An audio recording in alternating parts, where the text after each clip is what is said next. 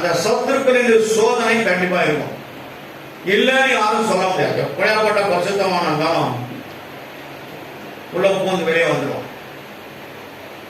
தாவீத பல இடத்துல சோதித்தார். எப்படி சோதித்தார்னா, சவுல் தாவீதுக்கு சத்துருவா இருந்தார். நான் காட்டுறேன், வேதத்தை காட்டுறேன்.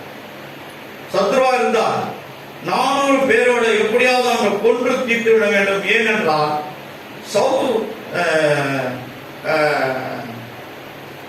சாலமோன் மரணத்துக்கு முன்பாக அவன் மரித்தவனை அந்த ஸ்பிரிட்டை எழுப்பி குறி கேட்கறதுக்கு போறாரு. அப்போ அவர் மூலமா ஆண்டவர் பேசுறார். ஆனா இதெல்லாம் எப்படி நடந்ததுன்னு தெரியல.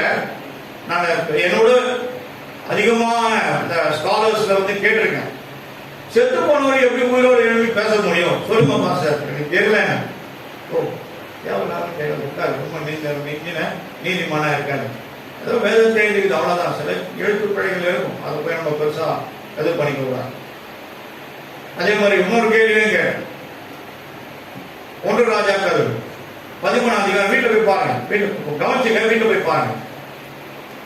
கள்ள தீர்க்கதரிசி என்ன இருக்குது, ஏபயாமுடைய அரண்மனைக்குள்ள போய் ஒரு உண்மையான தேவ மனுஷன் அவர்தான் பேருங்க.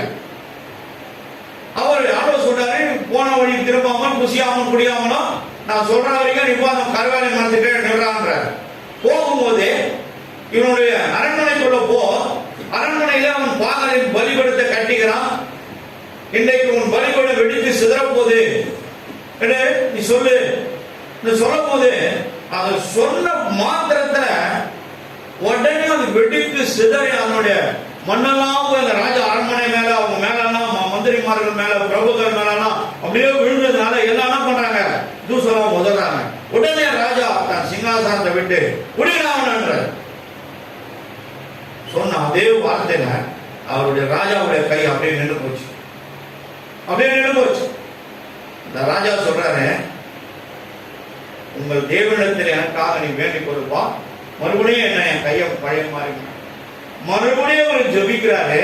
கர்த்தர் அவர் சத்தத்தை கேட்டு கையை மறுபடியும் கீழே இறக்கணும். அல்லேலூயா, அல்லேலூயா, கர்த்தர் பரிசுத்த நாமத்திற்கு மகிமை உண்டாகட்டும்.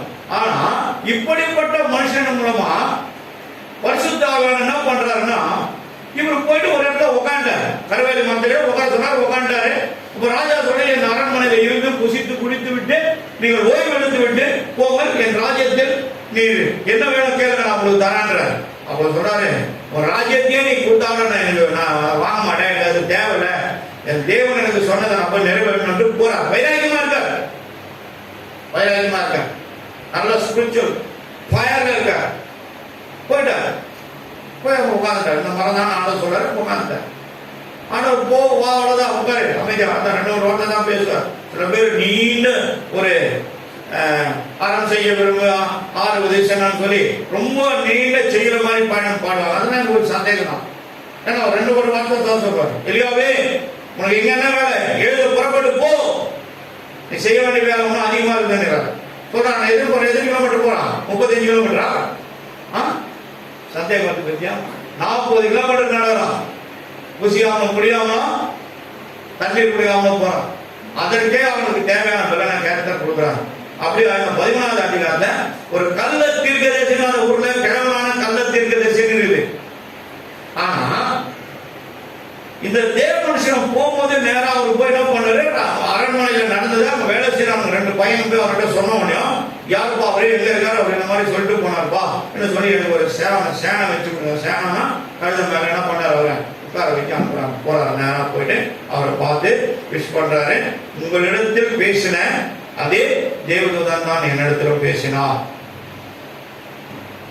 தேவதூதர்களும் தேவனும் ஒன்றா இருந்தார்கள் என்றார்.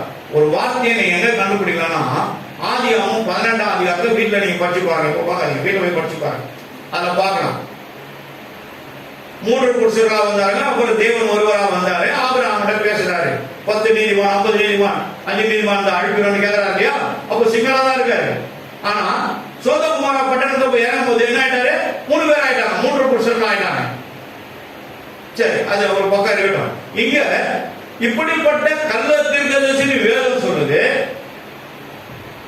அவனை தீர்க்கதரிசின்னு சொல்லுது. கிழவனான கள்ள தீர்க்கதரிசின்னு திட்டமும் தெளிவா எழுதப்பட்டிருக்கிறது. ஆனா இவன் அந்த மனுஷன் தேவ மனுஷன் போய் பேசினவர் எங்கடையும் பேசினாரு. நீங்கள் இன்றைக்கு போய் எங்க வீட்டுல வந்து இருந்து ஆகாரம் சாப்பிட்டு புசித்து குடித்து பொறுமையா நீங்க போலாம் வாங்க, உங்களை போய் போஷிக்க சொன்னாரு, ஆகாரம் கொடுக்க சொன்னாருன்னு சொல்லி வர சொன்னாங்க. என்ன சொல்றாங்க, நல்ல கவனிங்க. நிறைய பேர் கீழே விழுந்து போது கூட காரணம் தான். மனுஷன் வந்து சொல்றான், இவருக்கு சொன்னது யாரு? தேவன். மறுபடியும் யார்கிட்ட கேட்கணும்? தேவன்கிட்ட தான் கேட்கணும். அதை விட்டுட்டு இவன் சொன்னதானு போயிட்டு அண்ணன் வீட்டில் போய் சாப்பிட்டாரு. நல்லா புசித்து எல்லாம் வயலெல்லாம் நல்லா நோட் பண்ணிட்டு ஒரு கழுத மேல திருப்பி அம்சாங்க. போற வழியில சொல் பேச்சு கேட்காதனால என்னதான் நீ வந்து ஃபயர் அந்த ஸ்பிரிச்சுவல் ஸ்பிரிட்ல இருந்தா கூட யாரு சொன்னார் அவங்களுக்கு அவரோட தான் நீ கேட்கணும். ஆண்டவரே, நான் இந்த ஆவிலுக்கு போலாமா வரலாமா, இவன் நல்லவனா சத்துருவா ஒன்னும் புரியல ஆண்டவரே, நீங்க எனக்கு வெளிப்படுத்துனா கண்டிப்பா சர்டன் லிமிட்ல கையை நீட்டும் போதே ஒரு அற்புதம் நடக்குதுன்னா அப்ப எந்த அளவுக்கு தேவனோட ஐக்கியத்தில் இருப்பாங்க மனுஷன் நீ யோசித்து பார்க்க. அதே மாதிரி சொல்லி பொய் சொல்லி போயிட்டார். யானை வந்து கழுது மேல உட்கார வச்சு அவர் என்ன பண்ணாரு, திருப்பி அனுப்பிச்சிடுறாங்க. அனுப்பின பிறகு என்ன பண்ண மறுபடியும் வந்து உட்காந்துக்கிறாரு. உட்கார்ற நேரத்துல கழுத அந்த பக்கத்துல படுத்துங்குது. சிங்கம் அந்த இடத்துல ஊர்ல சிங்கமே கிடையாது. யார் அனுப்புறது? ஆண்டவர்.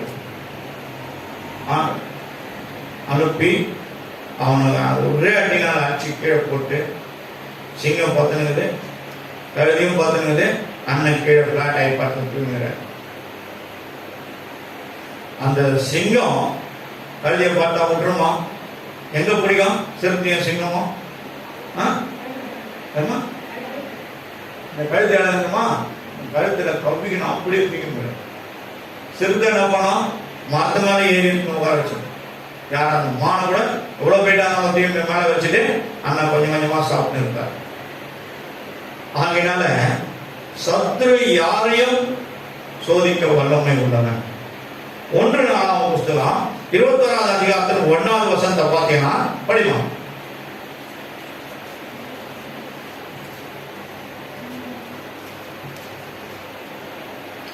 ஒரு நாள் 21:1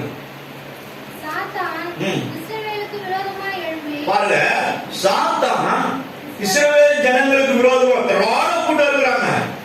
ஆனா அது விரோதமா எழுப்பி இஸ்ரவேலுடைய ஜனங்களா எண்ணறதுக்கு சத்துருக்கு இவனுங்க சாத்தானுக்கு என்ன வேலை? நீ போய் சாத்தான் கூட எவ்வளவு அதை போய் என்றா இஸ்ரவேல் ஜனங்களை எண்ணறதுக்கு நீ யாரு? அப்ப இது நல்ல யோசனையா கள்ள யோசனையா திருட்டுத்தனமா இது நல்ல தனமானதை நம்ம என்ன பண்ணோம்? ஆவியில கண்டுபிடி. சாத்தான் தாவீதுக்குள்ள போந்து தாவீது என்ன பண்ணான்? கோத்து போட்டான். அவன படை தலைவனை கூப்பிட்டு இப்போ என்ன பண்ண ராஜா, இந்த தேவனுக்கு விரோதமான செய்ய நம்ம இதை செய்யக்கூடாத. இல்ல நீ போ. என்ன அவர் என்ன பண்ணாரு தெரியுங்களா? ஒரு கூட்டத்தார், இஸ்ரவேல் கூட்டம் யூதா கூட்டம், இந்த 2 கூட்டத்திலையும் பாதி பேரை விட்டுட்டாரு. ஏன்னா தேவன் இதை அனுமதிக்கல. ஏன்னா அவருக்கு தெரியுது. உடனே என்ன பண்ணிட்டாரு? அவரை பாதி விட்டுட்டு பாதி 1 2 எத்தனை அவர்கிட்ட சொல்லிட்டார். அப்போ காத்தெல்லாம் தேவதூதன் பேசுற மாதிரி தன் தீர்க்கதரிசிக்கு ஆண்டவர் பேசுறாரு. நீ போய் அவங்ககிட்ட போய் சொல்லி இவனுடைய செய்த செயல் எனக்கு மிகவும் கோபமா இருக்கு. ஆகினால 3 வருஷம் பஞ்சம் வரணுமா, கொள்ளை நோய் வரணுமா, அல்லது சொல்லுங்க வாதை வரணுமா? கொள்ளை நோய் வர வாதை எடுத்து வேற, அது பயங்கர கொடுமை. கொள்ளை நோய் எடுத்து எல்லாம் வியாதை எடுத்து வியாதிகள். அப்போ எது வரணும்னு சொல்லி கேட்கிற நேரத்திலேயே அப்போ போய் என்ன பண்றான்? அந்த தேவதூதனாகிய இருக்கிற தீர்க்கதரிசி உண்மையாய் தேவனோட பேசுறோம் முன்னாடி இந்த தீர்க்கதரிசியா அவர்கிட்ட என்ன பண்றாரு, அப்படியே விட்டுட்டு நேரம் ஓடுறான். ஓடி இந்த மாதிரி ஒரு களத்துல வானத்துக்கு பூமிக்கு நேரா உருவின பட்டயத்தோட தேவன் நிற்கிறான். நீ போய் அவங்ககிட்ட கேட்டு பலி செலுத்தி மன்னிப்பு கேட்க சொல்ற உடனே ஓடுறான். பார்த்து விட்டு போய் அப்படியே போய் கீழே விழுந்து சாஸ்தாங்கமா விழுந்து அவரை பணிந்து கொள்கிறார். அதற்கு முன்பாக இத்தனாயிரம் ஆடு மாடுகளை பலி செலுத்துறார். ராஜா போய் கேட்கிறார், இந்த மாதிரி நான் ஆண்டவருக்கு இங்க பலிபடத்தை கட்டணும், பலி செலுத்தணும், இந்த இடத்தை நீங்க கிரியம் பண்ண. ராஜா நீங்க எவ்வளவு பொருள், நான் இலவசமாவே தரேன், இலவசமாவே எத்தனை ஆயிரம் எடுத்துங்க, இதுக்கு நீங்க பணம் கொடுத்தது நான் வாங்கப்படாது. இல்ல, என் தேவனுக்கு நான் பணம் கொடுத்து தான் கிரயம் பண்ணி தான் வாங்குவேன்னு சொல்லி அவ்வளவு வைராக்கியமா இருந்தார் தாவீது. இதெல்லாம் நடக்கிறது கூட பலி சொத்துலாம் முடிக்கிறதுக்குள்ளவே எத்தனை ஆயிரம் செத்தாங்க. தேவதூர் அப்படியே நெருட்டுதான் ஆண்டவர் மறுபடியும் சொல்ற வரைக்கும் அப்பதான் மறப்பார். அந்த பட்டயத்துல எத்தனை ஆயிரம் பேர் செத்தாங்க, 70,000 பேர் செத்து போனாங்க. சத்துரு தாவீதுடைய படைய நாசப்படுத்த முடியாது செய்த அக்கிரமம் சத்துரு பண்ண வேலை. சத்துரு தலை கவிழ்த்தோட நித்தமும் கிரியை செய்திடும். சத்துரு தலை கவிழ்த்தோட நித்தமும் கிரியை செய்திடும். என்னை தேர்ந்திடும் அடையாளம் இயேசுவே என்னை காத்திடுமே.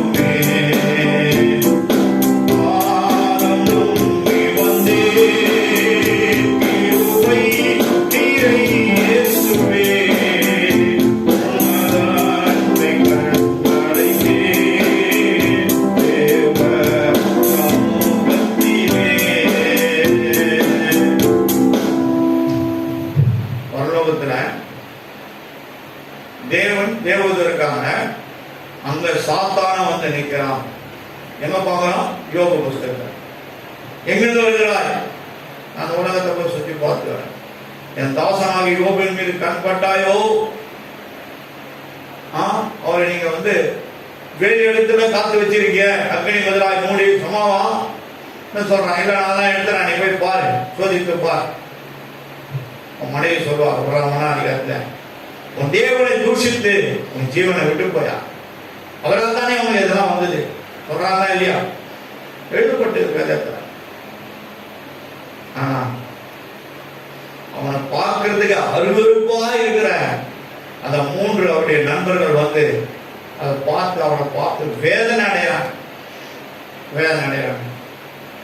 அவங்களுக்குள்ள வேதத்துல இருக்கிற பரிசுத்தவானுக்குள்ளலாம் உள்ள போய் வெளியே வரும்போது நம்மளுக்குள்ளலாம் உள்ள போய் வருமா வராதான், நம்ம குடும்பங்களை நாசப்படுத்தமா பண்ணாதான், தலைப்பீடாக கவுத்து போடவா போடாதான், எப்படி வேணா செய்வோம்.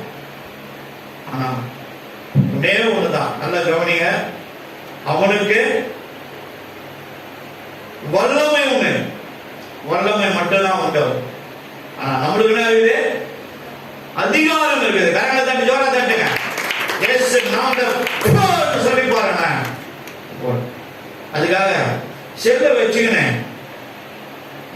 நான் யார் தெரியுமான போது எதுவுமே தலைமையில செல்ல வெளியே பார்க்கலாம். செல்ல வச்சு பாருங்க, செல்லுல மகிமை உண்டா, பவர் உண்டா, அதிகாரம் உண்டா, அபிஷேகம் உண்டா? செல்ல படிக்காதீங்க, வேதத்தை பிரிச்சு பாருங்க. அது உங்களை காப்பாற்றும். பள்ளத்தில் விட உங்களை தூக்கி எடுக்கும். கால்கள் நிறாதபடி தன் கரங்களை வைத்து அவர் காப்போம் வல்லவருடைய தேவனா இருக்கலாம். ஆகையினால வேத புஸ்தகம் தான். ஃப்ரீயா இருக்கிற நேரத்தை கூட செல்ல பார்க்காதீங்க. ஃப்ரீயா இருக்கிற ஒரு நேரத்துல வேத புஸ்தகத்தை பாருங்க. காக்கும் தெய்வம், காக்கும் கரங்கள் உள்ளனக்கு காத்திடுவார் கிருபையாலே. அல்லேலூயா பாடி பாடி அலைகளை நாம் தாண்டிடுவே.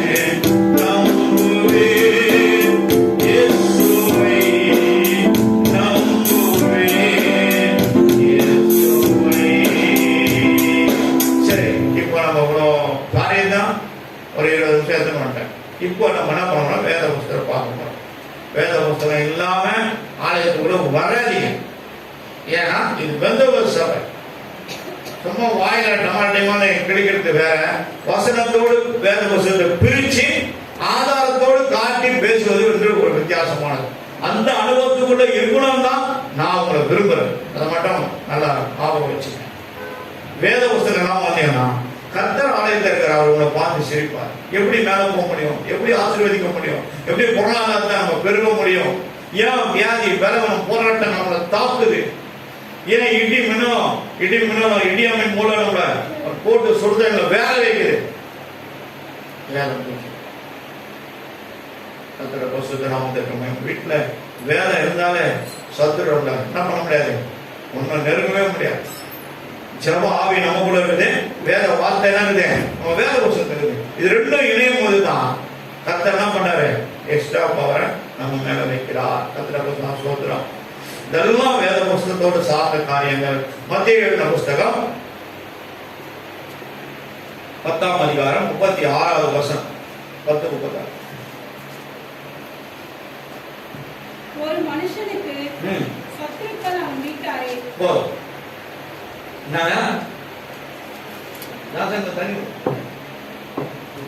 சொல்லுங்க, மறுபடியும் படிமா. எல்லாருமே படிங்க, எல்லாருமே படிங்க. மத்தேயு 10:36. ஒரு மனுஷனுக்கு, சரி இருங்க, மனுஷனுக்கு போட்டுது. அப்ப மனுஷங்க இல்லையா? ரெண்டு பேரும் சேர்ந்துதான் அப்ளிகேபிள். ரெண்டு பேரும் மனுஷனுக்கும் மனுஷிக்கும் முழு குடும்பத்தாரும் சேர்ந்துதான். இது தனியா யாரையும் செப்பரேட்டா பிரிக்கிறது கிடையாது. வசனம் ஒன்றோடு ஒன்று இணைந்து பிணைந்து இருக்கும். உன் வீட்டாரே சொல்லு, நீ தான் படிக்கல, இவ்வளவுதான் கேட்கற. ஐயோ எப்பா எப்படி இருக்கேன், பயமா எனக்கு எங்க வீட்டுக்காரமா சத்துருவா இல்ல வீட்டுக்காரமாக நான் சத்துருவா? கேட்கும் போதே பயமா இருக்கு.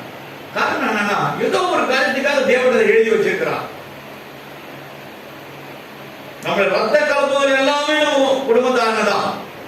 எங்கேயா ஒருத்தன் முளைச்சின்னு எழுதுவான், அவன் நம்மளுக்கு சத்துருவா நம்ம விரோதமா செயல்படுவான்.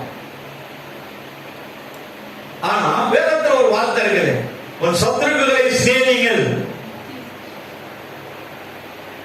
எப்படி அது முடியும்? அவனால 1000 கசப்பை நம்மள டம்ளர்ல போட்டு கலக்கி குடிச்சுக்கிறோமே, எப்படிங்க மறக்க முடியாம? நம்ம குடும்பத்துக்கும் நம்மளோட வாழ்க்கைக்கு நமக்கும் நம்மளுடைய வருமானத்திற்கு நம்ம வீட்டின் ஆசீர்வாதங்கள் சத்துருவா ஒருத்தரங்கிற போது நம்ம எப்படி அவனை நேசிக்க முடியும்? ஆனா ஆண்டவர் சொல்றாரு, உன் சத்துருக்களை நீங்கள் சிநேகிங்கள். எங்க போடுது? மத்தேயு 5ஆம் அதிகாரம் பின்னாடி 45 நீங்க பாத்தீங்கன்னா உங்களுக்கு லைனா வந்துடும். அப்போ அந்த ஒவ்வொரு காரியத்தையும் இங்கேயும் பார்க்கணும், இங்கேயும் பார்க்கணும், ரெண்டுத்தையும் ஆராய்ச்சி பண்ணணும். அப்பதான் நீங்க என்ன பண்ண முடியும், ஒரு தெளிந்த ஆவிக்குள்ள நீங்க நடத்தப்பட முடியும். இப்ப பாருங்க, இதே வார்த்தை புதிய ஏற்பாட்டுல பழைய ஏற்பாட்டுக்கும் புதிய ஏற்பாட்டுக்கும் வார்த்தைகள் இணைக்கப்பட்டு இருக்கும். மீகாவின் புஸ்தகம் 7ஆம் அதிகாரம் 6வது வசனம் படிங்க. கொஞ்சம் பலமாக படிங்க. மீகா 7:6. மகன் தகப்பனை கனவீனப்படுத்துகிறான், மகள் தன் தாய்க்கு விரோதமாகவோ மருமகள் தன் மாமிக்கு விரோதமாகவும் எழும்புகிறார்கள். மனுஷனுடைய சத்துருக்கள் அவன் வீட்டார் தானே. இப்போ யார் விரோதமா எழும்புறாங்கன்னு நீங்க காட்டணும். இதைத்தான் நான் முன்னாடி சொன்னேன் உங்களுக்கு. அப்போ நம்ம குடும்பத்தை ஒரு வீட்டுல இருந்து பொண்ணு எடுக்கிறோம், மாமியார் கூட அமைதியா இருப்பாங்க. ஆனா அந்த வீட்டுல திருமணமாக ஒண்ணு உட்காந்து பாரு, நாத்த நாலு. இந்த நாலு தான் நம்மள நாலு கிழிச்சோம். நாலு கிழிக்கிறது யாரு? மாமியார் கூட மருமகளுக்கு அடங்கி போயிடுவாங்க. ஐயோ என் புள்ள மனைவி ஆச்ச, நேசிக்க ஒரு இருதயம் வந்துடும், ஒரு தாய் உள்ள இருக்கும். ஆனா நம்ம ஒரு நாள் இருக்கு பாருங்க, அந்த நாள் என்ன பண்ணோம், வாழை மரத்துல பட்டங்கள் எல்லா நாளும் இது இழுத்து இருக்கும். ஜனம் இருக்கிறதுனால அனுபவம் உண்மைதானே, இது உண்மைதானே.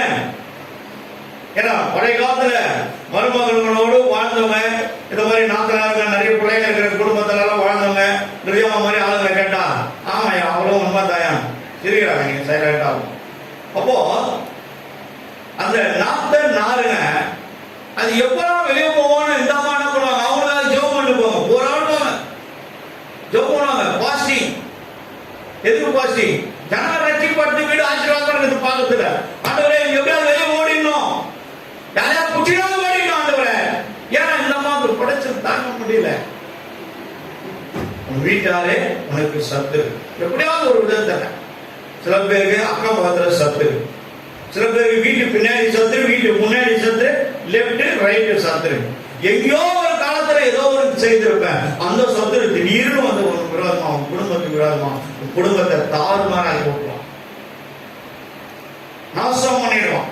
உன் வாழ்க்கையில நீ நிம்மதியாக போகிறதுக்கு என்ன காரணம்னா, நீ அவரை சார்ந்து வாழ்வாய் என்றால், அவருடைய பாதத்தை பிடித்து வாழ்வாய் என்றால், அவருடைய வார்த்தையை பிடித்து நீ வாழ்வாய் என்றால், தேவ சமூகத்திலே நீ அவரை தேடி ஓடி வருவாய் என்றால், எல்லா சத்துருக்களும் உன்னை விட்டு விலகி போவதை உன்னுடைய கண்கள் காணும், உன் இருதயம் மகிழ்ச்சி அடைவதை நீ காண்பாய். கர்த்தருடைய பரிசுத்த நாமத்திற்கு மகிமை உண்டாகட்டும். இப்போ அந்த ரெண்டு காரியத்திலும் பாத்தீங்கன்னா, இரண்டாவது காரியத்துல யாரெல்லாம் சத்துருவா இருக்கிறாங்க, உன் வீட்டாரே உனக்கு சத்துரு. அப்போ யாரை நம்ம நேசிக்கிறது? உலகத்துல அதிகமா நீங்க வந்து நேசிக்க வேண்டியது வேத புஸ்தகம், அதை எழுதின தேவன். இந்த ரெண்டுடைய நேசம் உங்களுக்கு பூரணமா உள்ள இருக்குமானா, ஆவி ஆத்மா சரீரத்துக்குள்ள எந்த சத்துருவும் உன்னுடைய வீட்டு வாசல்ல நுழைய முடியாது. பாவம் அதிகமா பெருகி போச்சுன்னா, பாவத்தினால உண்டான சாபம் எங்க படுத்துன்னு இருக்கும்? வாசப்படியில. வாசப்படினா எங்க இருக்கா? கதவை சாத்தினா வாசகால ஒரு ஸ்டெப் எடுத்து ஃபர்ஸ்ட் வச்சா வாசப்படி. அப்போ அங்கேயே பத்துன்னு இருக்கும். முதல் காலை எப்படா வைப்பான்னு காலை விட்டு இப்படிப்பட்ட காரியம் வேதத்துல தேவன் ஏன் எழுதுகிறார்னா, நம்ம ஜாக்கிரதையா இருக்கலாம், உஷாரா இருக்கத்தான், பார்த்து ஜாக்கிரதையா ஆவில நடக்கத்தான். போராட்டங்கள் இருக்கும், துன்பங்கள் இருக்கும், சோதனைகள் இருக்கும், வறுமை இருக்கும், தரித்திரம் இருக்கும். ஆனா எல்லாவற்றையும் மேற்கொள்வது இந்த பரிசுத்த வேதம்.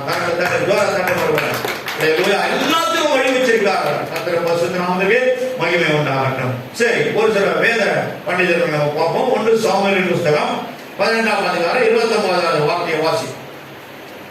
Book of Sam 18:29. மைக் எடுத்து வச்சுக்கோ, எல்லாருமே பிரியும் கொஞ்சம், எல்லாருமே பிரயோஜனப்பட காரியங்கள். ஆகையால் சவுல் இன்னும் அதிகமாய் தாவீதுக்கு பயந்து தான் உயிரோடு இருந்த நாளெல்லாம் தாவீதுக்கு சத்துருவாய் இருந்தான். தான் உயிரோடு இருந்த நாளெல்லாம் சத்துருவாய் இருந்தான். முதல் ராஜாவா ஆண்டவர் என்ன பண்ணாரு? 1 சாமுவேல் புஸ்தகம் 16வது அதிகாரத்துல சவுலை எழுப்புறாரு. இவனைதான் நான் இஸ்ரவேல் தேசத்துக்கு முதல் ராஜாவா நான் தெரிந்து கொண்டேன். உன் என்ன குப்பிகளை எடுத்துக்கொண்டு போய் அவன் மேல் தலைமையில் வார்த்து நீ அபிஷேகித்து அவனை ராஜாவாய் இந்த தேசத்துக்கு நீ அறிவி. எங்க இருந்து அறிவிக்கிறாங்க சொல்லுங்க? கில்கால் தேவனுடைய பெயர் சபா என்ற தேவனுடைய சம்மதி எடுத்து போயிட்டு அவரை ராஜாவா சிங்காசனத்தில் உட்கார வச்சு அபிஷேகம் செய்து எல்லா ஜனங்களுக்கும். அதுக்கு முன்னாடி 16ஆம் அதிகாரம் சொல்லுது 1 சாமுவேல் புஸ்தகம், இவனை மேற்கொண்டு ராஜாவா எங்களை நடத்த போகிறான். அவ்வளவு ஏளனமாய் பேசினார்கள் சவுலை குறிச்சு. ஆனா தேவன் என்ன பண்ணாரு? நாகாஸ் என்ற ஒரு ராஜாவை எழுப்பினாரு. அவன் வந்து சொல்றான், நீங்க எனக்கு கப்பம் கட்டணும், இல்லைன்னா எனக்கு அடிமையா இருக்கணும், இல்லைன்னா உங்களுடைய வலதுகளை பிடிங்க ஏற்றுவாங்க. எந்த ராஜாவும் சொல்ற புதுசா சொல்றாங்கன்னா கண்ணை கொடுக்க வேண்டாம். இவரு எங்கேயும் போயிட்டு வருவாரு. அப்ப ராஜாவா உட்காருங்க, ஆண்டவர் அபிஷேகம் செய்துட்டார் சாமுவேல் பண்ணி. அப்போ பரிசுத்த ஆவியானவர் முதல்ல வேதத்துல பாத்தீங்கன்னா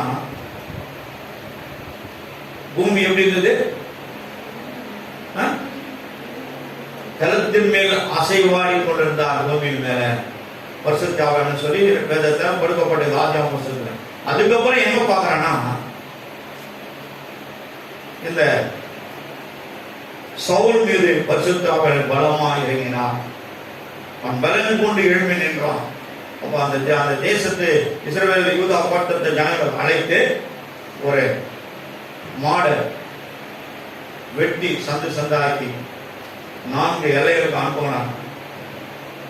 எவனும் இந்த யுத்தத்துல ஒரு குடும்பத்துல ஒருத்தன் வந்து கலந்துக்கலன்னா அவன் வீட்டுல ஒரு ஆடு மாடு கூட இருக்காது. போட்ட சத்தத்தை எல்லாம் வந்துட்டான். எத்தனையோ லட்சம் பேர் சேர்ந்தாங்க. மறுநாள் காலையில சூரியன் உதிப்பதற்கு முன்பாகவே அந்த ராஜாவையும் அவன் பின்னாடி வந்த பெலிஸ்தர் கூட்டத்தையும் அடித்து நொறுக்கி நாசமாக்கி ஒன்றுமில்லாம சத்துருக்கள் ஓடிவிட்டார். ஓடுறதுக்கும் தேவன் அபிஷேகத்தை கொடுத்துக்கிறார், பரிசுத்தாவை கொடுத்திருக்கிறார். ஆனா இந்த காலத்துல தேவன் வார்த்தையை கொடுத்திருக்கிறார். வார்த்தையில கரெக்டா மரணத்தை கொண்டு வரதும் சத்துரு தான். ஹாஸ்பிட்டலுக்கு போனா அந்த சிம்பல்ல பாத்தீங்கன்னா 2 பாம்பு அப்படி பின்னிக்கிற நேரா இப்படி நிற்கும். நேரா எப்படி இருக்கும்? இப்படி இருக்கும். ஒரு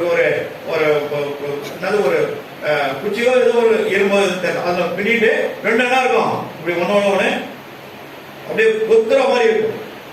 அப்போ அதுவும் ஒரு விதமான சத்துரு தான். ஆனா அங்கேயும் கர்த்தர் மகிமைப்படக்கூடிய மக்களுக்கு விடுதலை செய்கிறார். கர்த்தர் பரிசுத்த நாமத்துக்கு மகிமை உண்டாகட்டும். அப்படிப்பட்டவனை தள்ளிட்டு ஆண்டவர் என்ன பண்ணாரு, ராஜாவாக எழுப்புறாரு. கர்த்தர் உங்கள்கிட்ட போய் எவ்வளவு காலம் ஆகி போச்சு, உனக்கு இன்றைக்கு அவர் உனக்கு சத்துருவா இருக்கிறாரு சாமுவேல் தீர்க்கதரிசி சொல்றாரு. ஆனா அந்த சத்துருவா ஆனது பிறகு யாரா போட்டானா, தாவீதா போட்டானதுக்காக கோலியாத்தை கொண்டு தீர்த்தனா மனைவி அவருக்கு தன்னுடைய மகளை திருமணம் செய்து கொடுத்தா கூட அவனை கொன்று போட முடியாது. குறைந்தது 400-500 பேரோட காடு மலை அவனை கொண்டு முடியாது சுத்தி இருந்தான். ஆனா அவன் மகன் அவரை எல்லா விதமான தீங்கிற்கும் அவரை காத்து கொண்டான். அவன் செய்தி அச்சுனே இருப்பான். இங்க இந்த மலைக்கு வந்திருக்காங்க, அந்த மலைக்கு வந்திருக்காங்க, அந்த கோயிலு தாவீது. கர்த்தர் பரிசுத்த நாமத்திற்கு மகிமை உண்டாகட்டும். ஆகையினால மனுஷர்கள் எப்படியாய் சத்துருக்களாய் இருந்தார்கள் என்ற காரியத்தை குறித்து பார்க்குது. நமக்கும் சத்துருக்கள் இருப்பாங்க. ஆனா அதிகாலையில எழுந்து தேவனுடைய முகத்தை பார்த்து உட்கார்ந்து உன்னல் ஆண்டவரே தெரிந்தோ தெரியாமலோ அறியாமல் செய்த பாவம் நீங்க என்னை விடுதலை ஆக, குடும்பத்தை விடுதலை ஆக, என் சபையை என்னையும் உங்க குடும்பங்களையும் மக்களையெல்லாம் நீங்க ஆசீர்வதிங்க சொல்லி நீங்க கேட்டீங்கன்னா கண்டிப்பா அவங்க சத்தத்தை அதிகாலையில கேட்கிற சத்தத்தை என்ன பண்ண ஆண்டவரே கேட்பார். நல்லா தூங்கி எழுந்துட்டு 6 மணிக்கு மேல இருமா கொஞ்சம் நேரம் ஜெபம் பண்ணிட்டு வரேன். 6 மணிக்கு மேல எழுந்துட்டு அதிகாலை ஜெபமா? சில பேருக்கு ஜெபமே கிடையாது. அப்படியே வருது, அப்படியே போறது, அப்படியே வருது, அப்படியே போறது, point to point. Thiruvalluvar express. ஜெபம் இல்லைன்னா, ஜெபம் இல்லாத வீடு அது கூரை இல்லாத வீடு. மழை, காற்று, வெயில், பனி எல்லாம் என்ன பண்ணும்? கீழே தான் இறங்கும். யாராவது ஒரு 4 பேர் 5 பேர் பி கார்னிகா போங்க. கிரைஸ்டர் ஏபிசிடி கார்னிங் இல்லையா, இப்படி போய் அவர் சுத்திட்டு அந்த சிட்டி நெக்ஸ்ட்ல இருந்து அப்படி போய் உள்ள போகும். அந்த பொம்மை போய் பாருங்க. எத்தனையோ முறை நான் ஆண்டவர்கிட்ட ஜெபம் பண்ணிட்டேன். ஆண்டவரே அந்த பொம்மைலாம் உதிர்ந்து போயிருக்குது. ஓலைகட்டெல்லாம் மேல ஓலையிலே காரணம். அந்த தார்பாயெல்லாம் போட்டு அந்த பெரிய பெரிய பேனர் போட்டு மூடி வச்சிருக்காங்க. காக்கா குத்தி மேல கொத்தலாயிட்டு இருக்குது. மண்ணெல்லாம் மழையினால நனைந்து அந்த மண்ணு சிவலாம் கீழே அப்படியே வெளியே வந்துட்டு இருக்குது. இதுலயும் வர்றாங்க. இவர்களை நீங்க சந்திக்க மாட்டீங்களா? இவங்களெல்லாம் நீங்க தொட மாட்டீங்களா? இவங்களை தொட்ட தேவன் அவர்களை தொட மாட்டீங்களா? ஒரே ஒரு நாளாவது நீங்க அந்த ஜனங்களை பார்த்து சந்தித்ததோ செவித்ததோ ஏதாவது ஒரு நிலைமை இருக்குமா? சில வேலைகளை செய்ய வேண்டியதை செய்யலாம். தேவன் சொன்ன வார்த்தையை கீழ்ப்படியாம போனாலும் தேவனே நமக்கு சத்துருவா இருப்பார். மறந்துவிடார். தேவனே நமக்கு சத்துருவா இருப்பார். மறந்து விடாதீங்க. ஏன்னா கீழ்ப்படியாமல் போனதுனால அவர் நமக்கு சத்துருவா மாறிவிட்டார். 40 லட்சம் ஜனங்கள் இஸ்ரவேலிலிருந்து எகிப்திலிருந்து வெளியே வராங்க. அவர் கண்ட செய்த அற்புதங்களை விசுவாசியாமல் போனதுனால நாளடைவில் இதெல்லாம் மறந்து போச்சு. அது விசுவாசியாமல் அவர்கள் போனதுனால வர வழியில் அவர்கள் எல்லாம் என்ன பண்ணாங்க? ஆண்டவர் அவர்களை கொன்று போட்டாங்க. எப்படி கொன்று போட்டார்? கொல்லிவாய் சர்ப்பங்களை அனுப்பினார். அனுப்பினாரா இல்லையா? இடி, மின்னல், காத்து, மழை, இப்படி பல போராட்டத்தை தான் அவங்க கடந்து வந்தாங்க. கர்த்தருடைய பரிசுத்த நாமத்திற்கு மகிமை உண்டாகட்டும். இன்னொரு வசனத்தை வாசிப்போம். 1 சாமுவேல் 20ஆம் அதிகாரம் 15வது வசனம் என்ன சொல்றா? கர்த்தர் தாவீதுக்கு சத்துருக்களாகி ஒவ்வொருவரையும் பூமியின் மேல் இராதபடிக்கு வேர் அறுத்து போட்டார். நீர் என்றைக்கும் உமது தயவை என் வீட்டை விட்டு அகற்றி விடாமலும் இருக்க வேண்டும் என்றார். கர்த்தருடைய பரிசுத்த நாமத்திற்கு மகிமை உண்டாகட்டும். நீங்க படிங்க ஒரு முறை. ஒருவேளை உங்களுக்கு எப்படியாப்பட்ட சத்துரு இருந்தாலும் இந்த பூமியிலே இல்லாதபடிக்கு தேவன் அது எப்படியாப்பட்ட 10 பேர் சேர்ந்து கட்டி பிடிக்கிற பரமாந்தா கூட சரி, வேறு அறுத்து எடுத்துருவார். வேரோடு புடுங்கி சாய வச்சிருவான்னு அர்த்தம். வேரோடு புடுங்கி எடுத்து சாய விட்டா என்ன ஆகும் சொல்லுங்க? என்ன காஞ்சி பட்டு ஒன்று இல்லாமல் அதுக்கு உயிரே செத்தே போயிடும். கர்த்தரை பற்றி தான் சொல்றேன். அதனால தான் நான் சொல்றேன், யாருக்கும் யாரும் விரோதமா பேசாதீங்க, முறுமுறுக்காதீங்க. அவர்களை குறித்து தவறா இருந்தா கூட ஆண்டவரே அந்த சகோதரியை ஒரு நிமிஷம் மன்னிங்கப்பான்னு சொல்லி நீங்க அவருக்காக வேண்டிக் கொள்ளுங்க. கர்த்தர் இறங்கி ஒரு வேலை அவங்களுக்கு அந்த காரியத்திலிருந்து விடுதலை கொடுப்பார். நம்முடைய வாழ்க்கையில நம்ம குடும்பத்துல கணவன் மனைவியா வாழும்போது, பிள்ளைகளா வாழும்போது நிறைய போராட்டங்கள் வரும். போராட்டம் இல்லாத மனுஷனே கிடையாது. பொருளாதாரத்துல போராட்டம் வரும், வியாதியில போராட்டம் வரும், கணவன் மனைவில ஒரு போராட்டம் வரும். இப்பதான் சொன்னேன் 4 பேருன்னு, இந்த 4 மூலியமா போராட்டம் வரும். கணவருக்கும் மனைவிக்கும் மிஸ் அண்டர்ஸ்டாண்டிங் தான், அதுல கூட போராட்டங்கள் வர்றது வாய்ப்புகள் உண்டு. எதிர் வீட்டுனால எப்போ பார்த்தாலும் இந்த கிறிஸ்டின் சாங்ஸ் போட்டு இருப்பாங்க. அந்த மாதிரி எதிர் வீட்டுல என்ன பண்ணும் சொல்லுங்க? நான் பார்த்தேன். அதனால தான் சொல்றேன், ஒரு பிஞ்சு போன செருப்பம் பாதியாக கூட இல்லை அந்த மோளம் இது தொடக்கம்.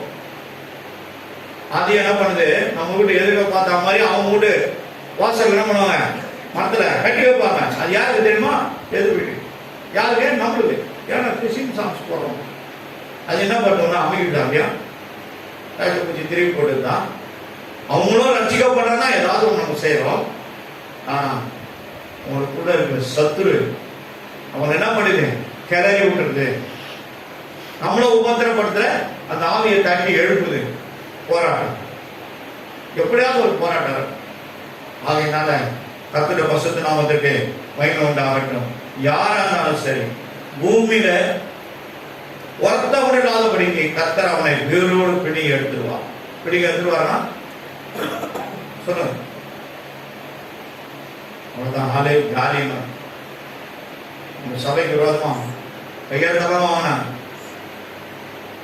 அடிக்கடி கார்பரேஷனை சொல்லிட்டு வந்துருவாங்க, எழுதி கொடுத்துட்டு வருவாங்க. வேற இடத்துல இருந்து நான் கார்பரேஷன் சீஃப் இன்ஜினியர் பிஆர் பேசுறாங்களோ சொல்லி இங்க இருக்கிற ஆளுங்களை பேசுவாங்க.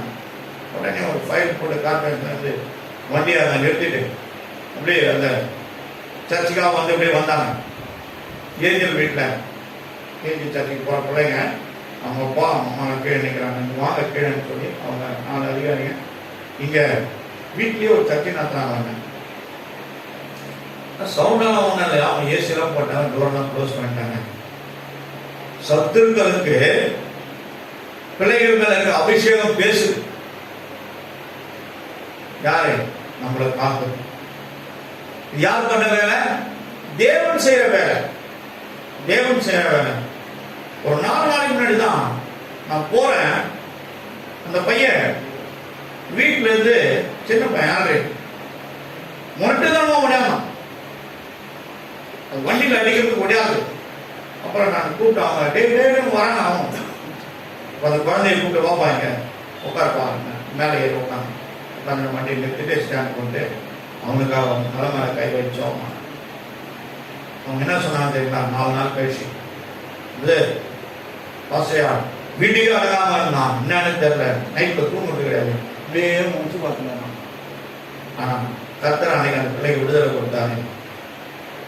எங்க பாஸ்டரோட நம்ம சொல்ல, ஆனா நீங்க அறிஞ்சு செயல்பட்டீங்க, இது நான் செய்தது இல்லை, கர்த்தர் அவங்களை அது செய்யணும் நியமனம் பண்ணாரு. நான் எப்பவும் இப்படி போவேன் இப்படி போவேன், நான் திடீர்னு பார்த்தா வீட்டாட போய் நிற்கிறேன். அப்ப யாருக்கு என்னென்ன தேவையில்லை பரமபிதா இருக்க மாதிரி கரெக்டா அந்த வீட்டுக்கு நம்ம உதவி செய்ய முடியாது, தேவன் நம்மளே அனுப்புவாரு. பாஸ்டர் தான் விடுதலை ஆகுறாங்க. விசுவாசிகள் போய் நீங்க கையை வச்சா கூட அது விடுதலை ஆகும், விசுவாசத்தோடு செய்யும். அப்போ அந்த ஒரு வேலை வந்து வீட்டுல இருந்து நமக்கு சத்துவா இருக்கா கூட அதுதான் நம்ம சிநேகிகள். சிநேகிகள் அவங்களுக்கு ஒரு நன்மை செய்து சிநேகிகள் கொடுக்கறதுனாலும் ஒரு சிநேகம், வாங்கறதுனாலும் சிநேகம். அதை வாங்கல் போகிற நடுவில் என்ன இருக்கக்கூடாது, நாங்க இருக்கக்கூடாது, சொல்லுங்க, வட்டி இருக்கக்கூடாது, வட்டி இருக்கக்கூடாது. நம்மளால முடியல அவருக்கு தானம் தரணும்னு செய்யணும், தப்பு கிடையாது. அதனால நம்ம ஏழை ஏழை கொடுத்துல அவங்க பெரிய கோடீஸ்வரன் ஆயிட கொடுத்தது கிடையாது.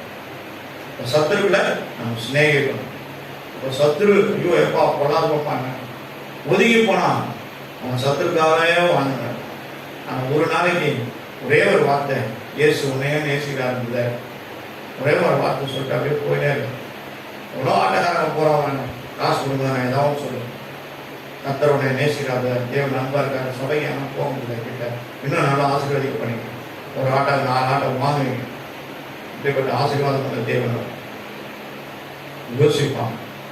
கர்த்தருடைய வீட்டாண்ட கூட இருந்தாரியா, நல்லவழியா போய் சேர்ந்தாரு, எல்லாரும் குடும்பமா. இன்னைக்கு பாருயா உன்னை அது என்கிட்ட ஆட்டை வாங்கி அவங்க மட்டும் இருக்கும், இன்னைக்கு 2 ஆட்டை வச்சிருக்காரு. அதுதாங்க தேவனுடைய வேலை. கர்த்தருடைய பரிசுத்தம் மகிமைப்படுவதாக. சங்கீதங்களின் புத்தகம் 81வது அதிகாரம் 14வது வசனம். 81:14. நான் சீக்கிரத்தில் அவர்கள் எதிராளிகளை தாழ்த்தி என் கையிலே அவர்கள் சத்துருக்களுக்கு விரோதமாக திருப்புவேன். ஒருவேளை அவங்க விரோதமா எப்படியாப்பட்ட சத்துருவா இருந்தாலும் சரி, அத போட்டிருக்க அந்த வசனத்தை நீங்க பாருங்க. நான் சீக்கிரத்தில் அவர்களை, யார, எதிராளிகளை நமக்கு நேரா திருப்புவார். அப்ப நம்ம கிட்ட வரும்போது நம்ம என்ன பண்ணோம், அவனை மன்னிச்சுதான். ஏன்? தேவன் அன்பாக இருக்கிறார், அவருடைய அன்பு உனக்குள்ள பூரணப்பட்டது. அந்த அன்பை நீ அவனுக்கிட்ட காட்டிதான் ஆகணும். காட்டலனா ஒரு ஆத்மாவை நாம் இழந்து போவோம், நரகத்துக்கு நம்ம அவனை தள்ளுற மாதிரி ஆகிடும். அவனை நேசித்து வாங்க ஐயா, ஒரு டீ குடிச்சுட்டு வாங்க, குடிச்சோடனே யாரும் வீட்டுக்கு வந்துட கொடுத்துற சத்துருவா இருந்தவங்க இப்பதான் மாறி இருக்கா. அது மாதிரி எவ்வளவு பேர் ரட்சிக்கப்பட்டிருக்காங்க. கொடுத்துற செத்துனோன்னு போய் பீச்சில் படுத்துட்டு இருக்கிற நீ பொழுது போட போய் கீழே உள்ள வந்துடலாம். ஒரு கைப்பிடி பேப்பர் படுத்துட்டு போய் அது முகத்துல அப்படியே மூடிட்டு இப்படிதான் போச்சுன்னு தெரியல. ஆனா தேவன் மரணத்துக்கு தப்பிக்கும் வழி என்றதுல உண்டுன்றார் இல்லையா? மனுஷன் ஏதோ ஒரு மனுஷன் கொடுத்த பேப்பர் தான் அது. அப்போ அந்த மனுஷனை ஒரு அனுப்புறாரு, அன்னைக்கு போட்டு அந்த பேப்பரை பார்த்துட்டு எவ்வளோ இருக்கு தப்புன்னு போட்டு போயினே இருப்பான். போடா நமக்கு வேற வேலை கிடையாது. ஆனா அந்த போன பேப்பரை அந்த மனுஷன் மூஞ்சில போய் பட்டுன்னு அர்த்தம் எழுது அதை வச்சு பிடிச்சு பாருங்க. இயேசுவே மெய்யான தெய்வம். எங்க வார்த்தையை படிக்க படிக்க படிக்க ஒரு கூட கிரியை செய்யும். மனைவி பிள்ளைங்க கூட முகத்தை பார்த்தாங்க, இப்படிகாலம் எழுந்து வந்துட்டாரு, இப்படியா சுட்டு போனாங்க. ஆனா கடவுளுடைய இறங்கத்துக்கு கால் வரல, ஏதோ ஒன்று அவரை தடுத்துட்டு கொண்டு இருக்குது. நான் பேப்பர் படிச்சு எடுத்து பார்த்து படிச்சு மனம் திரும்பி அந்த மனுஷன் ஓனும் பிடிப்பு கதறி கதறி அழுது தன்னை அர்ப்பணி போட்டு அவன் மனைவி கூடவே ஆலயத்துக்கு போய் நான் தான் பட்டேன், நீங்க சுகமாக இருக்கிறார். சத்ருவை நேசிக்கிறவனுடைய தேவன் சிலுவையில் தகும்போது என்ன சொன்னாரு, இவர்கள் என்ன செய்கிறோம் என்று தெரியாமல் செய்கிறார்கள். இதாவே இவர்களுக்கு மன்னியுங்கள் என்றார். 7 வார்த்தை, அது ஒரு வார்த்தை இல்லையா? மன்னியுங்கள் என்றார். அந்த சுபாவம் நமக்குள்ள வரணும். அந்த சுபாவம் நமக்குள்ள வரணும். அவர்கள் சத்துருக்கள் விரோதமாய் அவர்களை நான் அவங்களுக்கு நேரா திருப்புவேன். சத்துருக்கள் கூட நம்ம பக்கமா திரும்புவாங்க. அப்ப நம்ம என்ன பண்ணது? பழைய கதையை அவங்க கிட்ட பேசி சண்டை போடலாம். ஆனா ஸ்நேகி அன்பு சொல்ற சத்துரு என்ன பண்ணும்? உன்னை பார்த்தா தலை முடியும். இந்த அனுபவத்துக்குள்ள என்ன பண்ணும்? போகணும். அதுதான் தேவன் நம்ம கிட்ட சிநேகிக்கிற பரிசுத்தம் என்ற அந்த வார்த்தை நம்மளுக்கு சொல்லுது. கர்த்தருடைய பரிசுத்த நாமம் மகிமைப்படுவதாக. ஆனா ஒவ்வொரு நாளும் நம்ம என்ன பண்ணோம்? அவனுக்கு சந்திட்டமா வந்தாங்களா, ரைட்டு பரவாயில்ல, தொடர்ந்து அவங்களுக்கு அதை ஜெபிக்கணும். அவங்க ஞானம் எடுத்து சபைக்கு போற வரைக்கும் நம்ம ஜெபிக்கணும்.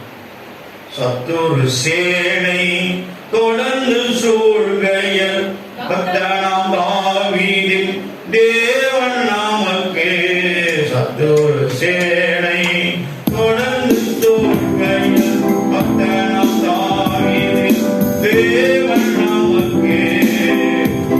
சென்றாரே அவர் நல்லவர், அவர் கிருபை என்றும் உள்ளதே. சென்றாரே அவர் நல்லவர், அவர் கிருபை என்றும் உள்ளதே. தேவ கிருபை என்றும் உள்ளதே. அவர் கிருபை என்றும் உள்ளதே. போற்றி துதித்து பாடி அல்லேலூயா என்றால் பரிபூர்ணம். ஏசாயா தீர்க்கதரிசன புத்தகம் 63வது அதிகாரம் 10வது வசனத்தை வாசி.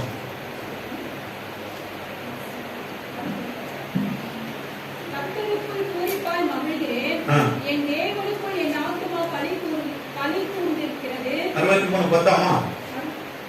ஏசாயா 63:10. அவர்களோ கலகம் பண்ணி அவருடைய பரிசுத்த ஆவியை விசனப்படுத்தினார்கள்.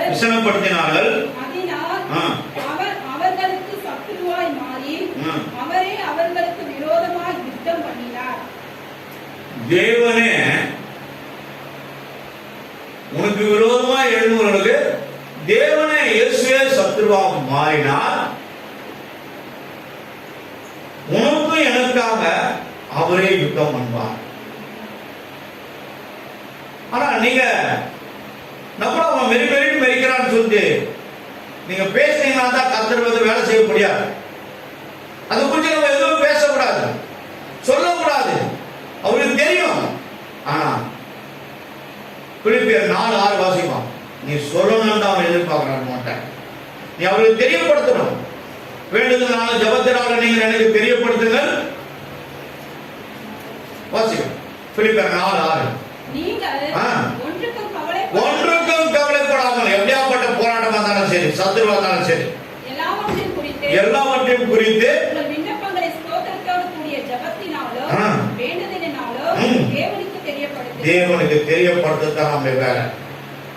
நீங்களே நான் என்ன பண்ணக்கூடாது, கையில் எடுக்கக்கூடாது. அவர் செய்தார்னா சரியா இருக்கும். அவர் கிடக்கணும். அவர் மீது என்னுடைய கோபாக்களை செலுத்த நீ எனக்கு இடம் கொடு. வேதம் சொல்லுதா இல்லையா? இடம் கொடு. ஆனா நீ ஃபைட்டர் மாதிரி நினைக்க கூடாது. அவன் ஏதோ பேசினா கூட அவனுக்கு விரோதமா நம்ம என்ன பண்ணக்கூடாது, பேசக்கூடாது, சொல்லக்கூடாது. ஆண்டவரே அவனை மன்னிப்பா. என்ன இப்படியா பணவரையா மனம் வந்து போற மாதிரி திட்டத்தை பாவம் மேற்கொள்ளாதபடி அவனை மன்னிங்க ஆண்டவரே. ஒரு வார்த்தை கேளுங்க, கண்டிப்பா கர்த்தர் ஒரு வேலை அவனை மன்னிச்சு வச்சுதான் கூட ரட்சிப்பான். ஆனா நம்ம சும்மாதான் இருப்போம். சும்மாதான் இருக்கும். எவ்வளவு சும்மா இருக்கிறோமோ அவ்வளவோ உனக்குள்ள இருக்க கிருபை உனக்கு வெளியே போகாது. ஓவரா வாய்க்கு வந்தீங்கன்னா கிருபை ஓட்டப்படைய அச்சா தட்டி பிச்சுட்டு போற மாதிரி போயிடும். சண்டை போடக்கூடாது, வாக்குவாதம் பண்ணக்கூடாது, ஒருத்தரை மெரின்னு பேசக்கூடாது, மெரிச்சு போறவங்களுக்கு நம்ம நடக்கக்கூடாது. அநேக மக்கள் நம்மளை பார்க்குறாங்க. ஆயிரம் மக்கள் பார்க்குறாங்க. ஒருத்தருக்கு 2 கண், 1000 பேருக்கு 2000 கண். உலகம் நம்மளை பார்க்கணும். அதை காட்டில மேன்மையாக நம் தேவன் பரலோகத்தை நம்ம பார்க்கணும் இருக்காங்க. பயம் இருக்கணும். தேவ பயம், தேவ சமூகம் 2 விதமான தலைப்பு நான் நம்மளோட பேசியிருக்கேன். அப்போ அந்த தேவ பயமும் தேவ சமூகமும் நம்ம இஷ்டம் போல வருது, இஷ்டம் போல போறது. உன்னை ஆசீர்வதிக்கிற இடம். நீ இதை கனவீனப்படுத்தக்கூடாது. ஏன் நெருக்கம் வருது, ஏன் போராட்டம் வருது? எங்க பார்த்தாலும் எதிர் மணி நேரம் வேலை, ஒரு வேலை 6 மணி 5 மணி 8 மணி அப்படிதான் இருக்கும். ஆனா அதனாலதான் போயிட்டு நைட்டு 12 மணி 1 மணி வரானா ஏதோ ஒண்ணு ஆண்டு கொண்டிருக்குதுன்னு அர்த்தம். பணத்தை காட்டி உன்னாவது ஆலய செய்து கொண்டிருக்குன்னு அர்த்தம். பணம் எல்லாத்துக்கும் தேவை. பணம் என்ன இருக்கக்கூடாது, நம்மை ஆளக்கூடாது. நாம் தான் பணத்தை ஆள வேண்டும். பணம் நமக்கு சத்ருவா பாரிடக்கூடாது. எபிரேயர் புஸ்தகம் 13வது அதிகாரம் 5வது வசனத்தை வாசிப்போம். எல்லாரும் கேட்டு ப்ளீஸ் ஓபன் யுவர் பைபிள். எடுங்க.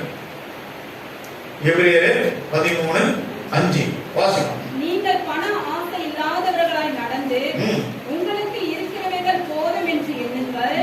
நான் உன்னை விட்டு விலகுவதும் இல்லை, உன்னை கைவிடுவதும் இல்லை என்று அவர் சொல்லி இருக்கிறாரே. அவர் சொல்லி இருக்கிறாரே, உன்னை விட்டு உன் கையை விட மாட்டாராம்.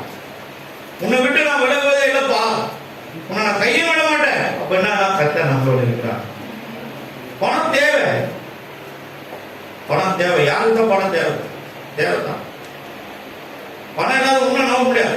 ஒரு காரியம் எப்படி அப்படி நவராது. ஆகாரத்துல ட்ரெஸ்ல இருந்து எல்லாத்தையும் பணம் தேவை. கஷ்டப்பட சம்பாதிக்கணும். சின்ன வயசுல வயசான பேர் சம்பாதிக்க முடியாது. ஆனா தேவனுக்கு நாம் சத்துருக்காய் மாறிவிடக்கூடாது. நம்ம கையை வச்சாருன்னா விட மாட்டாங்க அவசியம்.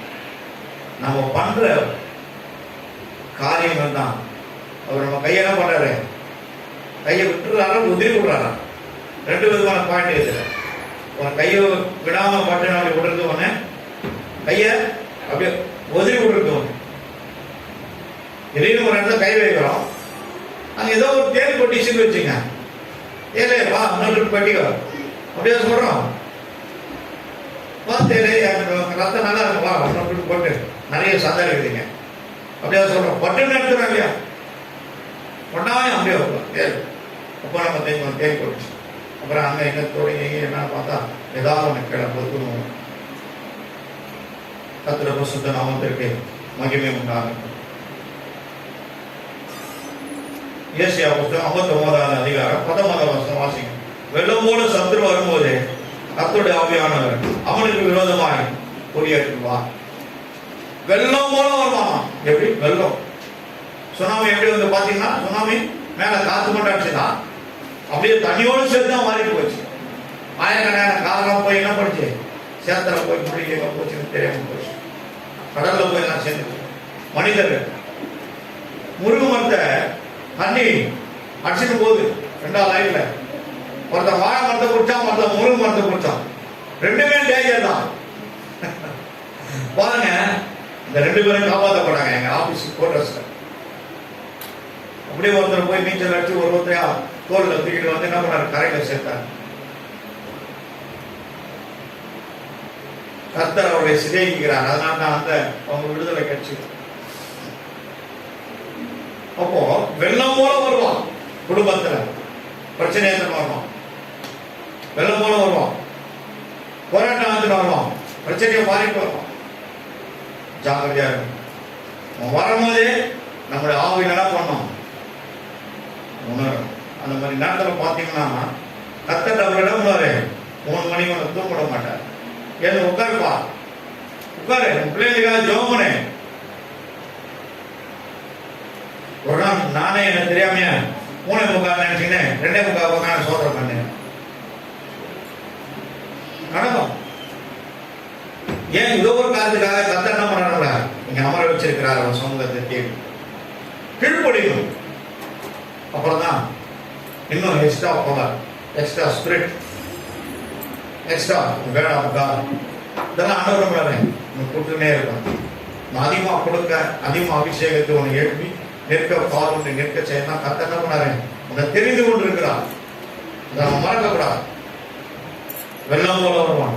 வெள்ளம் போல சாத்தான் வந்தாலும் ஆவிதாமே கோடி பிடிப்பார். வெள்ளம் போல சாத்தான் வந்தாலும் ஆவிதாமே கோடி பிடிப்பார். அஞ்சாதே மகனே, நீ அஞ்சாதே மகனே, வெற்றி கோடி பிடித்திடுவோ.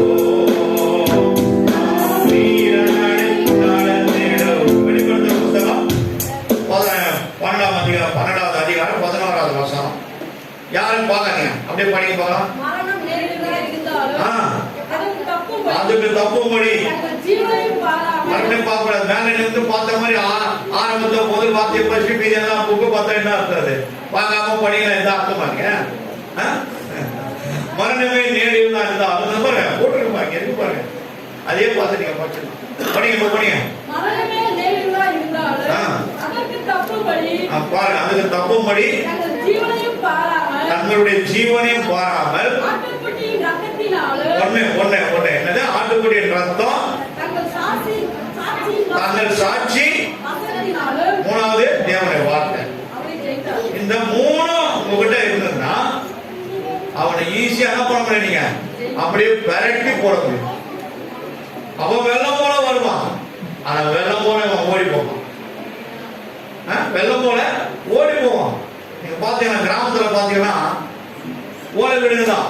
பரோட்டாப்புன்னு ஒண்ணு இருக்கும், எல்லா வீட்லயும் இருக்கும். பரோட்டாப்பு 4 கால் இருக்கும், மேல என்ன பண்ணுவாங்க? அப்படி போட்டு மூடி வச்சிருப்பாங்க. ஓலையாக போட்டு மெரிச்சு அந்த மேல பரோட்டாப்பு மேல அந்த தண்ணி கீழே வராம நிறைய ஓலையை போட்டு நல்லா நல்லா வச்சு நல்லா அமைச்சு குச்சி எடுத்து ஒரு குத்தி குத்தி கயிறு போட்டு என்ன பண்ணுவாங்க? கட்டுவாங்க. ஏன்னா காத்துல பிச்சும் போடக்கூடாது, ஸ்ட்ராங்கா இருக்கும். 4 வருஷம் 5 வருஷம் அப்புறம் தான் ஒரு முறை பிரிச்சு கட்டுவாங்க. ஆனா உள்ள என்ன பண்ணுவோம்? போய் நடு ரூம்ல ஒருத்தன் படுத்து நிற்பான். கண்ட இடத்துல கண்ட ஊரெல்லாம் சுத்திட்டு காடு பையெல்லாம் சுத்திட்டு வந்து காலோட கண்டாத ஊர்ல போய் பார்த்து நல்லா பொருள் கட்டு கரெக்டா 12 மணிக்கு மேல போயிட்டு மேலே மெரி மெரின்னு மெரிக்கும், மெரி மெரின்னு மெரிக்கும். உடனே என்ன பண்ணுவான்? கத்துவான் நவலவன், ஆனா வாய் வராது. கைய காலம் எட்டு வச்சுப்பாங்க, ஆனா கைய காலம் ஒதுக்க முடியாது. ஆனா கைய காலம் வச்சுக்கிற மாதிரி இருக்கும். உண்மையா பொய்யா? யாராவது இதை அனுபவிச்சிருக்கீங்க? போகும்போது என்ன பண்ணுவாங்க தெரியுங்களா? ஒருவேளை யாராவது ஒருத்தர் அந்த நேரத்துல ஒரு வார்த்தை இயேசுநாதா ஜெயம் உள்ள வேற யாராவது சொன்னா கூட போகும்போது என்ன பண்ணுவாங்க தெரியுமா? அவர் வாசல்ல என்ன பார்த்துட்டு இருப்பாரு, 2 காலம் பூச்சி இழுத்து வெளியே போட்டுக்கணும். நடந்ததா இல்லையா? அப்போ இதுதான் வெள்ளம் போல போறது. வெள்ளம் போல வந்தாலும் அவங்க வெள்ளம் போல வெளியே போடுவாங்க. அதுக்கு என்ன காரணம்னா, நீ உண்மையிலே தேவனுடைய ஆவியினால நடத்தப்பட்டடா. எந்த ஆவியை மேற்கொள்வதற்கு தேவன் அவனை அனுமதிக்கவே மாட்டார். அனுமதிக்கவே மாட்டார். உனக்குள்ள இருக்கிறவர் அவர் எவ்வளவு பெரியவர் என்பது நீ அறியாமல் இருக்கிறதுனால்தான் உன்னால என்ன பண்ண முடியல, அவனை தொட்டு பார்க்க முடியல. டேய் யாரு? எஸ் நான் போடா, நான் பாக்குறேன் சொல்லி பாருங்க, சாதாரணமா சொல்லுங்க, அவ்வளவுதான். இயேசு நாமன்னு சொன்னாலே போதும். உலகத்துல உயர்ந்த ஒரு நாமம் இருக்குதுன்னா சேனைகளின் கர்த்தருடைய பரிசுத்த நாமம். கர்த்தருடைய பரிசுத்த நாமத்திற்கு மகிமை இருக்கும். அப்போ பாருங்க, தேவனுடைய வார்த்தை, சாட்சி, ஆட்டுக்குட்டியார் ரத்தம், இந்த 3 இணையும் போது கர்த்தர் உனக்குள்ள இந்த பெரிய காரியங்கள் செய்வார். யாரும் என்ன பண்ண முடியாது, தொட்டு கூட போக முடியாது. சங்கீதம் 23:5 படி, சத்துருக்களுக்கு முன்பாக தேவன் ஒரு பந்தியம் ஆயத்தப்படுத்துவார். என் சத்துருக்களுக்கு முன்பாக நீர் எனக்கு ஒரு பந்தியை ஆயத்தப்படுத்தி என் தலையை எண்ணெயால் அபிஷேகம் பண்ணுகிறீர். என் பாத்திரம் நிரம்பி வழிகிறது. அப்போ அபிஷேகத்தின் பாத்திரம் உனக்குள்ள அது நிரம்பி வழிகிறது. அவ்வளவு ஒரு அபிஷேகத்தை தேவன் கொடுத்திருக்காருன்னா வீட்டு வாசல் இல்ல அப்படிக்கா போகும்போது கூட எப்பா வானப்பா அந்த வீட்டில் பொல்லாத தான் இருக்காமா, இவரே பொல்லாத மனுஷன், ஆனா இவரு சொல்லுவாரு பொல்லாத மனுஷன் தான் இருக்காம்பா. ஜபராஜா சில வீட்டு பக்கத்தில் எதுப்பா நம்ம அங்கே போனோம், போகக்கூடாதுப்பா, போனா ஜபத்திலே காலி பண்ணிடுவாங்க, நம்ம ஓடிடுவோம், வரமாட்டோம். கர்த்தருடைய பரிசுத்த நாமத்துக்கு மகிமை உண்டாகட்டும். 16 ரோமர் 16:20 வாசிங்க. சீக்கிரம் கடந்து பண்ணீங்க, 2 வருஷம் முடிச்சிருங்க. 16:20 சமாதானத்தின் தேவன் இயேசு மட்டும்தான் சமாதானத்தின் தேவன் சொல்றேன். இந்த உலகம் கொடுக்கிற சமாதானம் அல்ல, என்னுடைய சமாதானத்தை நமக்கு தரான்றார். யோவான் 14:27. அப்போ என்னுடைய சமாதானம், அவருக்கு சமாதான காரணர், சமாதான கர்த்தா, என்னுடைய சமாதானத்தை நான் உங்களுக்கு தரேன். ஆனா அவர் என்ன சொல்றாருன்னா, படிமாட்டோம், சமாதானத்தின் தேவன் சீக்கிரமாய் சாத்தானை யாரெல்லாம் விரோதமாக எழுப்பி நிற்கிறானோ அவனை உங்கள் கால்களின் கீழே போட்டு அவன் தலை யார எங்க நசுவாங்க, தலைய சங்கீதத்தில் ஒரு வார்த்தை இருக்கு, செங்கடலை குறித்து சொல்லும் போது நான் உங்களுக்கு சொன்னேன். ஆழ் கடல்ல அடியில ஆண்டவர் என்ன பண்ணாரா, 2ஆ பிரிச்சுட்டாரு. ஆனா உள்ள இருக்கிற அந்த புள்ளிவாய் சர்ப்பங்களுடைய மண்டையை உடைத்தார்கள். என்னன்னா செய்திருக்காரு, ஏன்னா தன்னுடைய பிள்ளைங்க போறாங்க, ராஜாவுடைய சேனை போது, அதுக்கு முன்னாடி அவருடைய அக்னி சேனை கடந்து போகிறது, ஒரு சேதமும் வரக்கூடாது என்பதற்காக தான் கர்த்தர் அதை மண்டையை உடைச்சாங்க.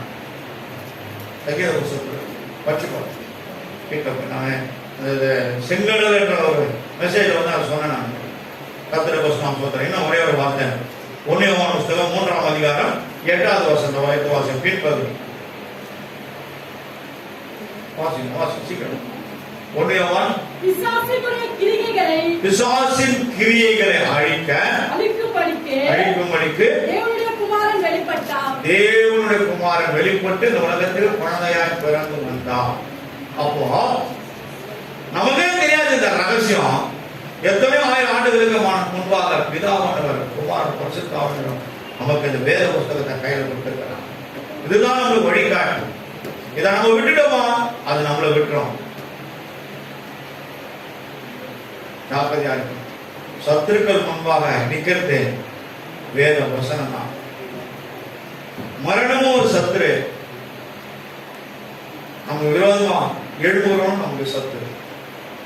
எப்படியாவிட்ட சத்துரா இருந்தாலும் அவ எல்லாவற்றையும் மேற்கொள்ள தேவன் அளவிட முடியாத அபிஷேக தைலத்தை நம்ம மேல பாத்திரத்தை நிரம்பி வழிகிற பாத்திரமாய் மாற்றி ஒரு பந்தியை ஆயத்தப்படுத்தி கர்த்தரமை ஆசீர்வதிக்கும் வல்லவராயிருக்கிறார். கண்களை மூடி நாம் ஜெபிப்போம்.